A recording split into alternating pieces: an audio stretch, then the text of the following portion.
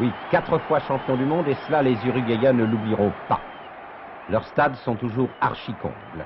Ici, le stade du Centenaire à Montevideo, avec un match entre la principale équipe de la ville, Peñarol, et celle de l'Université catholique de Santiago du Chili. Essayez de discerner, Peñarol est en maillot rayé, les catholiques, eux, sont en maillot blanc, ce qui ne nous empêche pas d'avoir l'œil noir et d'être solide aussi pour le coup de savate. Car le jeu, sous ces latitudes, est un jeu très dur, un jeu brutal même. On cite le cas d'un jésuite qui, à l'approche des buts adverses, lançait dans l'œil du goal une petite poignée de terre fine qu'il avait toujours dans sa poche afin de mieux réussir son tir. Pratique qui d'ailleurs ne déplaise pas du tout au public. Je vois ici que l'on descend par exemple vers les buts. Eh bien, un gardien de but, nous allons voir ça tout de suite, un gardien de but, il faut d'abord le tuer et le mettre hors d'état de nuire, hors d'état d'arrêter les tirs possibles. Et tout cela, bien entendu, sans être vu par l'arbitre. Voilà qui est fait, ou tout au moins qui a tenté d'être fait. Nous avons un catholique à terre, et un des meilleurs, étendu par un Peñarol, de préférence dans la zone de but. Les spectateurs, eux, nous les avons derrière les grilles, par prudence, et aussi par nécessité.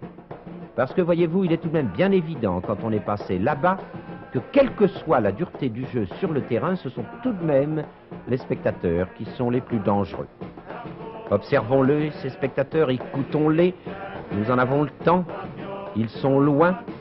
La musique que vous entendez, c'est l'hymne à Peñarol, quelque chose d'extraordinaire, comme une institution nationale. C'est beaucoup plus connu là-bas que l'hymne national, justement.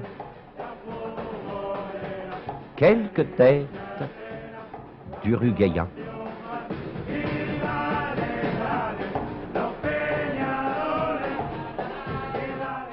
La Brigitte Bardot du coin.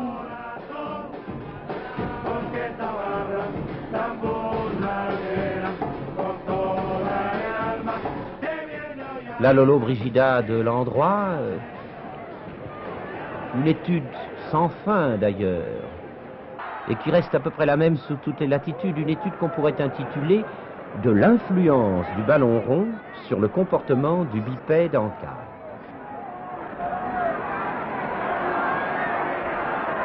Et la partie recommence, avec peut-être un autre gardien de but, ce qui est facile, il y en a là-bas des milliers en réserve. L'Uruguay va donc une fois de plus participer à la...